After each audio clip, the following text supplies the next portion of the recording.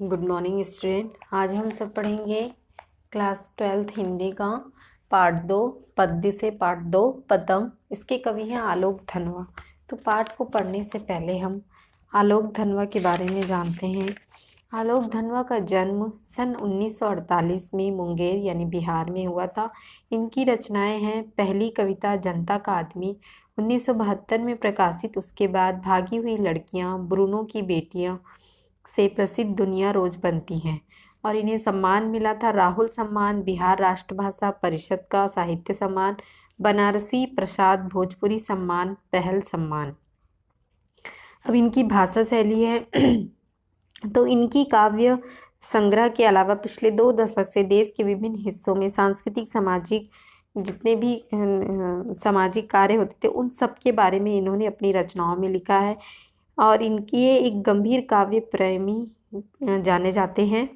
ठीक है, अब आगे है इस पाठ की विचारधारा। तो इस पाठ में कवि ने इन बिंबों अर्थात इन कविताओं के माध्यम से यह बताने का प्रयत्न किया है कि वर्षा ऋतु के बाद शरद ऋतु का आगमन होता है तो मौसम का रंग बदल जाता है। ठीक है, और उस सभी के मन में एक नया उत्साह की उत्पत्ति होती है।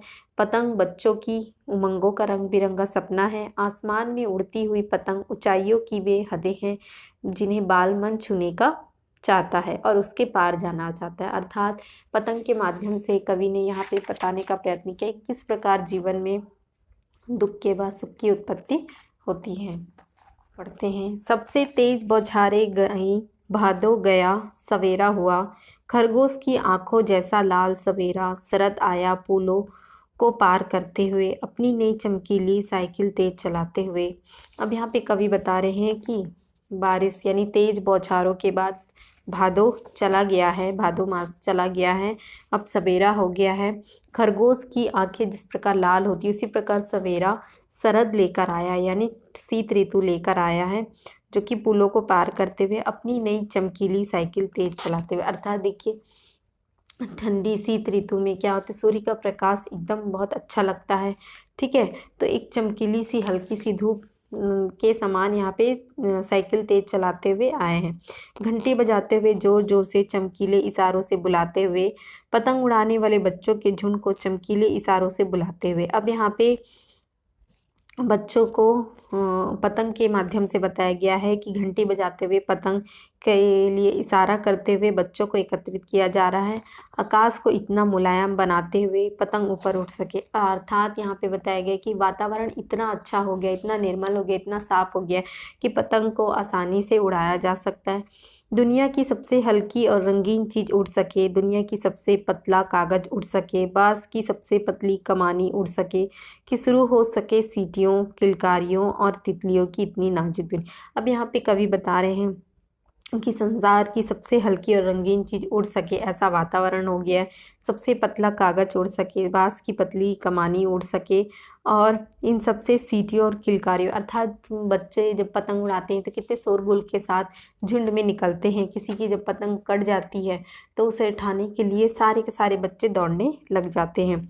जन्म से ही वे अपने साथ लाते हैं कपास, पृथ्वी घूमती हुई आती है उनके बेचैन पैरों के पास, जब वे दौड़ते हैं बेसुध। अब यहाँ पे कवि बता रहे हैं कि जब बच्चे जन्म से ही अपने साथ लाते हैं कपास, अर्थात रुई के समान उनका कोमल मन होता है। ठीक है, कोमल शरीर होता है। पृथ्वी घूमती हुई आती है उनके बेचैन पैरों के पास। ठीक है, वे अपने पैरों से इधर उधर दौड़ने लगते हैं जब वे दौड़ते हैं बेसुध। अर्थात वे कभी शुद्ध में नहीं दौड़, अर्थात उन्हें किसी न किसी के बारे में सोच के वे अपने काम में मग्न हो जाते हैं। उन्हें ध्यान नहीं रहता कि वो किस तरह से दौड़ रहे हैं। छतों को भी नरम बनाते हुए। अब यहाँ पे कवि कह रहे हैं कि छतों को भी नरम बनाते हुए, दिशाओं को मृदंग की तरह बजाते। वे ये भी नहीं सोचते कि कहाँ पे छोर है। ठीक है, जैसे चारों दिशाओं में मृदंग यानी तबला बजाते हुए जा रहे हैं। जब वे पेट भरते हुए चले आते हैं तो डाल की तरह लचीले वेग से अक्सर। अब यहाँ कवि कह रहे हैं कि वे जिस चाल से आते हैं तो डाल झुकने लग जाती है, ऐसा प्रतीत होता है। आगे है छतों के खतरनाक किनारों तक उस समय गिरने से बचाता। तो यहाँ पे कवि बता रहे जब उनकी पतंग कहीं अंतिम छोर पर पहुँच जाती है, कहीं कटने वाली होती है, तो वे ये भी नहीं सोचते कि वे छत के किनारे में आ गए हैं, परंतु उन्हें धरती जो है उन्हें गिरने से बचाती है। उन्हें सिर्फ उनके ही रोमांचित शरीर का संगीत है, अर्थात उन बच्चों के मन में सिर्फ अपने ही धुन रहता है। उन्हें उनके साथ गलत क्या हो जाएगा, उन्हें कहाँ चोट लग जाएगी, इसके बारे में कुछ पता नहीं रहता है। पतंगों की धड़कती ऊंचाइयां उन्हें थाम लेती हैं। महज एक धागे के सहारे पतंगों के साथ साथ वे भी उड़ रहे हैं।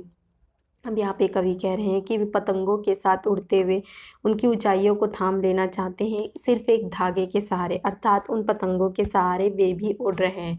बच्चे ये कल्पना करते हैं कि उस पतंग जो ऊंचाई में उड़ रही है उसके द्वारा वे भी उड़ने का प्रयत्न करते हैं अपने रंध्रों के सहारे। ठीक है, अगर वे कभी गिरते हैं छतों के किनारे से और बच जाते हैं तब तो और भी वे निडर होकर सुनहले सूरज के सामने आते हैं। अब यहाँ कवि बता रहे हैं कि कभी कभी वे गिरते हुए छत के किनारे खतरनाक किनारों से बच भी जाते हैं तो उनमें एक निडरता की भावना आ जाती है और वे सुनहले सूरज के सामने आते हैं। पृथ्वी और भी तेज घूमती हुई प्रतीत होती है और उनके बेचैन पैरों के पास, अर्थात कवि कह रहे हैं कि उनके अगर वे कभी बच जाते हैं तो उनके पैर बेचैन हो जाते हैं और पृथ्वी से और सूरज के सुनहले धूप से वे व्याकुल होकर इधर उधर घूमने लगते हैं। तो इस पाठ में कवि ने यही चीज़ बताने का प्रयत्न किया है कि जिस प्रकार वर्षा ऋतु के पूर्ण होने के बाद शीत ऋतु का आगमन होता है, अर्थात चारों ओर उल्लास का वातावरण होता है।